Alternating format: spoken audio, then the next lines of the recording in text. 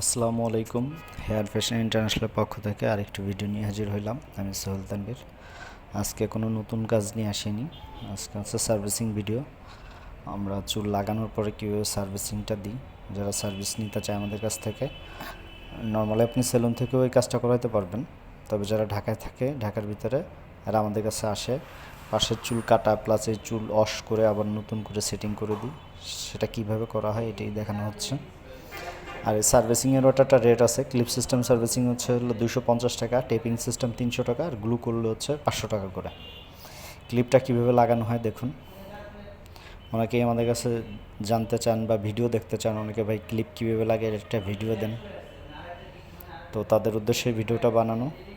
আর একটা জিনিস বলি ভাই, এটা 3টে পদ্ধতি করা হয়। এটা ক্লিপ সিস্টেম, কোনোটা আছে টেপ সিস্টেম। টেপ সিস্টেম করলে মাথায় একটানা 15 দিন রাখতে পারবেন।